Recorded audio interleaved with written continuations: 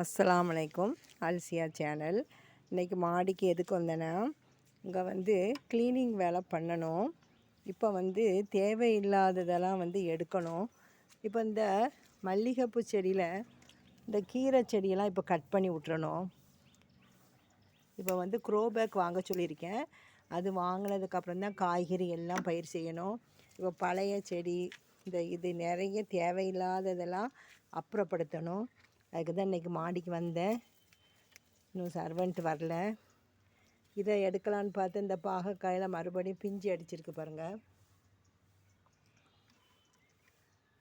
பாவைக்காய் வந்து காய்ச்சிக்கிட்டே தான் இருக்குது. துளசி நிறைய இருக்குது. பாதி துளசி எடுத்துடணும். இப்போ கீரை தான் பறிக்க வந்தேன். கொடுப்பை கீரை மிளகாயில் மறுபடியும் பிஞ்சாக வச்சுருக்குது. சரி, அது இன்னும் கொஞ்சம் காய்ச்சி முடியட்டும்.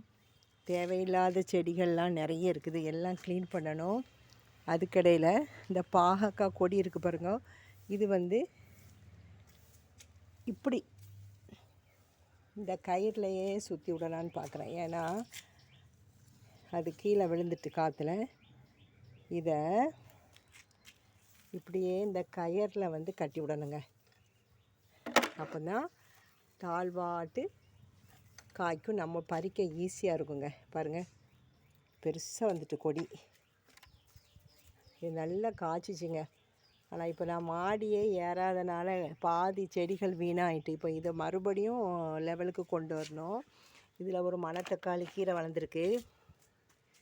இந்த பாகக்காய் கொடியும் இதில் தான் இருக்குது. பாருங்கள், கீரை எவ்வளோ அழகாக இருக்குது. இன்றைக்கி கீரையை கட் பண்ணி எடுத்துரும். இன்றைக்கி வந்து கொடுப்பை கீரையும் மணத்தக்காளி கீரையும் போட்டு ஒரு பொரியல் பண்ண போகிறேன். இது வந்து குட்டி தக்காளி. இது ரொம்ப நல்லது. வாய் புண்ணு இதுக்கெல்லாம் இந்த கீரை வந்து ரொம்ப நல்லது. நான் கீரை வாங்கவே மாட்டேங்க. பாருங்கள், இப்போ பறிக்க போகிறேன். இந்த கீரையில் எல்லாம் க்ளீன் பண்ணி எடுத்துட்டு மறுபடியும் புதுசாக வைக்கணுங்க. இது வச்சு 7 வருஷம் ஆச்சு. இது எல்லாமே க்ளீனிங் வேலை. புதினா இப்போ தான் துளிர் வந்திருக்கு. முருங்கையில் பூ வந்திருக்கு. இப்போ நம்ம கொடுப்பை கீரையை கட் பண்ணி எடுத்துரும். மிளகாயில் பாருங்கள் எவ்வளோ காய் கிடக்கு பாருங்கள். இதெல்லாம் எடுத்துரும். அப்போ தான் மிளகாய் வரும். இந்த பாருங்கள், குட்டி குட்டி குட்டியாக நிறைய கிடக்கு பாருங்கள். பார்த்தீங்களா? இதுக்கு பழைய சோறு தாங்க வைக்கிறேன். பழைய சோறு தாங்க வைக்கிறேன். அதே மாதிரி இந்த ரம்ப இலை வந்து இப்போ நம்ம தேங்காய் நார் கேட்டிருக்கேன். ஒரு பொண்ணுகிட்ட கொண்டு வரேன்னு சொல்லியிருக்காங்க. தேங்காய் நார் வச்சா தான் ரொம்ப நல்லா வருங்க. இந்த மிளகாய் நல்லா வளர்ந்துட்டு இப்போ இந்த கீரையை ஃபுல்லாக இன்றைக்கி சமையலுக்கு எடுக்க போகிறேன். இதுதான் கொடுப்பைக்கீரை. பச்சை கொடுப்பைக்கீரை கண்ணுக்கு நல்லது, முடிக்கு நல்லது. நம்ம கண்ணாடியே போட வேண்டாம். இந்த கீரையை சாப்பிட்டா நம்ம கண்ணுக்கு கண்ணாடி போட வேண்டியதே வராதுங்க. முருங்கைக்கீரை ஃபஸ்ட்டு, கொடுப்பைக்கீரை 2வது சத்து. இந்த வாளி நிறைய பறிச்சிடும். இது வந்து நம்ம கத்திரியே யூஸ் பண்ண வேண்டாம். கையாலேயே இப்படின்னு ஒடிச்சாலே எல்லாமே வந்துடும். புல் எது கீரை எதுன்னு தெரியல. நான் மேலே வராதனால பாருங்கள், 2-3 நாளாக மேலே வந்து எட்டியே பார்க்கல. பாருங்கள் எவ்வளோ கீரை இருக்குது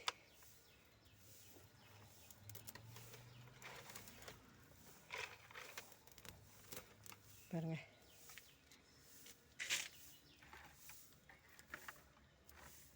இது வந்து பிரண்டை. இது மூட்டுகளுக்கெல்லாம் நல்லது. இதுலேயும் ஒரு புதினா வளர்ந்துருக்கு. இந்த புல்லெல்லாம் அப்புறப்படுத்திட்டா தான் இது நல்ல குரோத் ஆகும். நிறைய புல் தான் வளருது.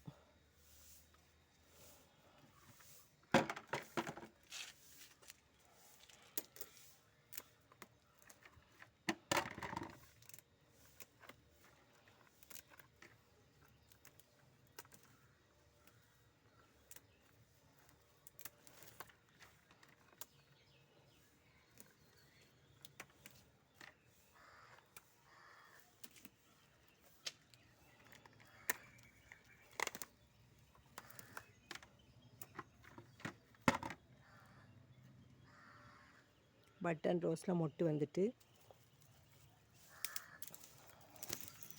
இது தேவையில்லாத செடிகள்.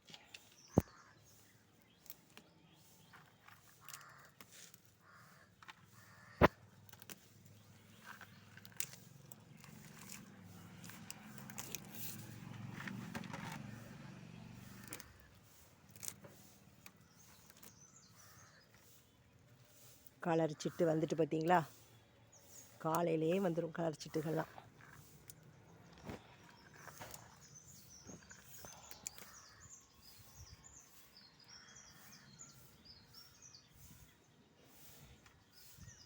இதுதான் பூவரசம் பூ, எவ்வளோ அழகாக இருக்குது பாருங்கள்.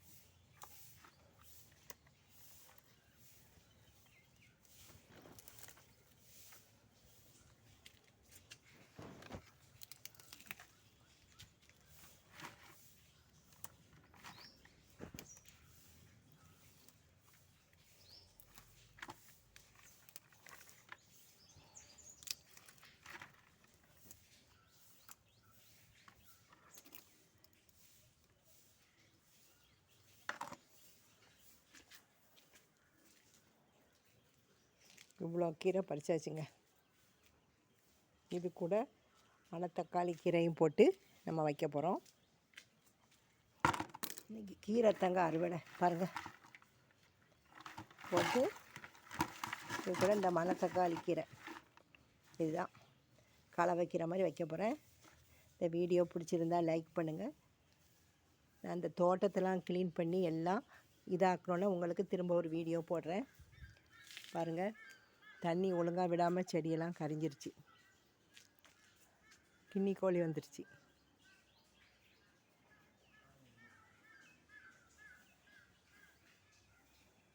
கின்னி கோழி இங்கே இந்த பூச்செல்லாம் பிடிக்க வந்துட்டு, இது பாம்பை கூட பிடிச்சிருங்க அந்த கின்னி கோழி. அதுக்கப்புறம் இந்த பூவை பார்த்தீங்களா, எல்லாமே பூத்திருச்சு.